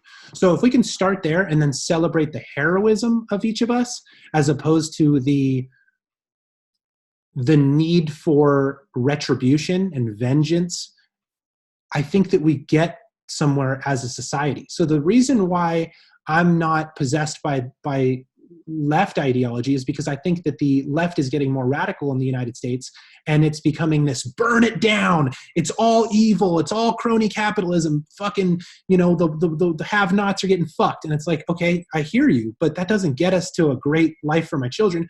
Now, don't get me wrong. The right is up their own, you know, butts as well. The right is crazy in this country. The right is utterly blind to the plight of the American working class, I would argue. And I don't know what it's like in Canada, but I do know what it's like in the United States, and Trump is a joke. Nobody will argue that unless they're ideologically possessed. But believe it or not, there are people that are that way. I watched a video of John Voight. You know John Voight, the actor? Yeah. I mean, he's America is great this, and our leader, the blessed, you know, Mr. Trump. And I'm just like, dude, there are people that are nuts. And I'm nuts. I get it. I get what being crazy is. But there are people that are possessed by ideologies that I'm not possessed by. So at once, I think that individual expression and the freedom to do so is absolutely vital, period. I think that group mentality is extraordinarily dangerous. Mm-hmm. And that's where it's mob mentality. That's what it boils down. It boils down to mob mentality, and that has always been a problem through years and years and years and years, like, of human existence, right? I think that that's happening in Western culture right now, and I don't know what. I'm sorry. That's okay. Well, like I said, it's just getting worse, right? It really is, because like again, I referenced Bill Burr. He makes a point in his stand-up routine where he talks about all these groups getting angry at each other and expecting to apologize and like getting busted like children, right? It's sad. It's sad to see that like we've all become cliques. You know, as a society, we're all becoming cliques. And it honestly reminds me of high school in a sad way, right? Because it's like, it's no longer like no one's willing to have rational thought. It's just like one person's mad. We're all mad. That, you know, and then like there's people just attacking each other. It's fucking ludicrous. I watched it unfold. It's not as bad in Canada. The only time that it has gotten as serious in Canada as it has is again, this election, right? But you have a lot of people up here are pretty much on the same page, with the exception of a few certain areas in certain provinces. But a lot of us are pretty on the same page, right? But we don't have like, in essence, like in the States, where you have like the left wing is left and the right wing is right. Here it's like the left wing is left and another left party is more left than this left wing, and this party is way more left than this left. It's a socialist country, right? So everything is pretty left leaning, at least from my standpoint, because being raised in the United States, that's what I'm used to is either one way or the other way, right? I mean, like, it's just crazy up here. It's crazy up here too, but for different reasons. Like in the States, it's constant. Just, I think there's way more serious social issues in the States right now. There are their fair share here. Don't get me wrong. I'm not discrediting any of our social issues here or whoever's going through social issues. Ours are mostly just an issue of money. But there's other things too. Like again, I mentioned the LGBTQ plus. I think I just fumbled that one, but we have, you know, there's some human rights things that really need to be looked at here and taken seriously. But I mean, over in the States, it's everything. Like there's a problem with everything, and obviously the biggest one being like gun control, right? But like, there's so much other things too. It's a can of worms I'm not going to want to open. I feel you. I feel you. I think healthcare is a thing that is just broken in this country. You know, the education system is sadly in need of reform. Yeah, there's a lot of things that are falling by the wayside from profit-driven institutions, you know, but I just see the light at the end of the tunnel of ideological possession and group mentality is the individual. I really feel that that's the case. And I'm kind of, you know, trying to get more in touch with what makes me me. And I'm coming up with all of these wacky things, like it's my ability to channel love as opposed to anger. It's my ability to work myself out to the point of not feeling bodily, you know, tension. It's my ability to tell the truth and be, you know, good in my relationships. And these are all like silly little like Mr. Rogers things, but they make me able to be an individual in the face of groupthink, in the face of, you know, political ideology, in the face of the tides that drown the society. I think that the individual that stands up and speaks their truth is the answer. And so that's where I'm coming from in wanting to have these podcasts. That's where I'm coming from in wanting to give you as much positivity as I can in your artistic career, in your life as a young man and moving forward. Because I think that these beacons of Gondor that we all light help us all, because, you know, we're all going to find ourselves in positions where we can be swayed by the group, or we can stand up and you know, take exception to things that we don't agree with, and do so effectively as responsible, you know, honorable citizens. And I think that that's worth more than we can understand, because we're not speaking for just ourselves. We're speaking for all time immemorial after ourselves, for all of our progeny, right? So what we do now really echoes through history, and we're at this real cusp of a technological revolution. You know, I've heard it called the Gutenberg revolution. You know, I've heard that. I've right? heard that. Yes. Right? Yeah. Because now our words and our visages, all our images, can travel as far as the written word, as instantly. So what we think is extremely important, and it's easy to give our minds to media, to group, you know, advertisement. And I, right now in my life, am really inspired by these individuals. And it's why I wanted to do a podcast with you, because I see you doing your own thing. And I think that that needs to be held up more in society. And I think it's easy to be pessimistic to think that that's not the norm, that the norm is, you know, people marching in the street. But I think that if you dig underneath the surface of ratings and so forth, you know, the media outlets searching for ratings, you find that Hong Kong is fighting for freedom for the individual, right? And, right. And, you know, this is happening all over the world. So more power to you, man. And I want to keep doing this. I want to keep trying to stoke the fire of people that are free thinking and are willing to share their creative energies with the world, and are willing to say, well, hold on, like, violence is wrong, you know, like factioning and tribalism is not helping us. This is these real simple ideas that come from a place not of fear, right? Not of fear of isolation, but of empowerment of the self. Yeah. And I think what's important though with this situation is that to really, because I think you and I think pretty on the same page with quite a bit of things. There's only like maybe one or two minor things that maybe we think differently on, but we eventually meet in the middle for almost everything that we've talked about. I think these types of podcasts are good because what you're doing is you're encouraging a conversation, whether it is, and it's not so much a conversation of like, oh, well, you think this is wrong and I think this is right. And there's none of that divisive. What you're doing is you're encouraging an intellectual and healthy conversation about someone's viewpoints. Maybe you meet in the middle. Maybe you don't meet in the middle.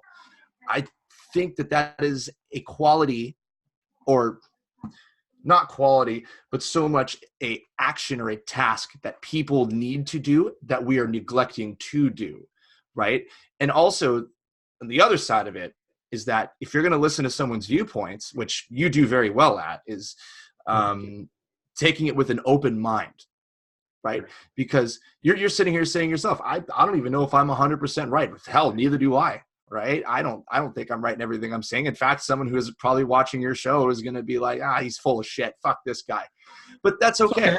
Right. That's okay. That's okay. That's your viewpoint, and you are 100% allowed to do that. Like, right. I'll give you an example. Me personally, I'm nothing like. I'm gonna talk about religion for just 2 seconds, and I'm gonna get off this because it's a heavy topic. Me myself, I'm not religious in any way, shape, or form. I don't believe in God. I don't believe in a higher power. I just, I make the joke. It's kind of grim, but I make the joke of, I'll find out the truth when I'm dead. Right. Right. Fair enough. But my mother, on the other hand, is extremely religious. She is, she's very Christian, right? And my mom and I, we have butt heads multiple times on the topic of religion. And I never sit there and tell her that she's wrong for having that viewpoint, because she's not, right? I just say, you know what? I respect your opinion. I respect your theories, and I respect your viewpoint in life in that regard. It's just not something I align myself with, right? And I think that is the dialogue we need to take into having intellectual conversations like that. Otherwise, you're just, you're just two people yelling at each other or trying to butt heads and who's right and who's wrong. It's wrong. It's not right. I don't think that's right at all. I think maybe I'm sounding hypocritical, but just realizing that. No, not at all. Not at all. I think that the way that I hear what you're saying, and the way that it resonates with me is when two individuals speak their mind, good things happen. Mm-hmm. As opposed to the idea that when two avatars for groups battle, nothing happens of goodness. All that happens is those I use this phrase too much, but it's so seductive to use. Ideologically possessed, things. Those, if I'm acting for a group, I'm no longer myself, right? I don't know a better word than avatar to use. I'm a representation of the ideals of the group. I was literally just about to say representative. So yeah, representative is a good, right? So if I'm just a representative for a group, then I'm sacrificing myself, my own well-being, my life force that I've already gone into a lot of crazy depth in talking about how meaningful I think that it is, to gain points for my group. Well, what the fuck is the point of that? Yeah. My opinion is that in a democracy, in a interconnected world, we have this unbelievably powerful ability to connect as individuals. And that's something that we give away at our own peril. I think that me saying, I don't know what political party is better. I don't know the left or the right. I see crazy shit on this side and I see crazy shit on this side. I don't know what religion is right. I don't know what one earns my allegiance. I know that my feelings are this, that, and the other thing. What are your feelings? I don't know what scientific explanation of the cosmos is right. I know that I think this and that and the other thing, and this, makes sense in terms of my experience. And then we become, enlightened because of the conversation, because we're in this idea space, and we're not there as battle bots for a team, right? We're not playing for a team when we're individuals. We're playing for the earth, right? We're playing for the mythic, I would argue. We're playing for this animation of the self. We're using our own life force up our spine to burst, energy through our crown chakra. Like, something else extremely powerful happens when we are ourselves, and it's terrifying. I was going to say, but we're also playing for ourselves too. Right. Let me put it this way. I always tell people that, and it sounds egocentric. It's definitely not. Hear me out on this one. I find that the most two important jobs a young person should have in today's society, 2 jobs, is a sales job and a cooking job. Okay. I like that. Okay. Right. It's the 2 most important jobs. The two, for 2 reasons, but both of them have one reason that are specific for those jobs. For sales, it's like being able to have a conversation with someone and finding common ground, right? For cooking, it's just learning how to cook. Pretty simple, right? But I think the main reason between the 2 why they're so important is socialization. Okay. Right. Because with sales, you have to actively go out and talk to people, and then you find the common ground. So if you're going to sell them a product, you know what you're selling them, so you're not selling them something they're going to return or just not even care about. Where it's like with cooking, obviously cooking is a life skill. You should know how to cook your own dinner. But at the same time, like, but working with a team to, you know, to socialize and be able to communicate your things and communicate your things effectively, right? I've had both those jobs. I'm very fortunate that I've had both of those jobs, because I can tell you, I can have a conversation with anybody and not get overly riled up or overly pissed off. I mean, like when talking ideologies, I mean, if someone makes me upset, they make me upset. That's a different thing. But if we're talking like ideologies, right, we're really talking about self, right? And there's group behind us. There is no ulterior motive. There is no agenda. It's just us, you and I, talking as what we actually think. Right. That needs to come back today. It really does. Right. I agree wholeheartedly. And I appreciate it. Dude, we've gone for like, I don't know how many hours. It's got to be at least 2.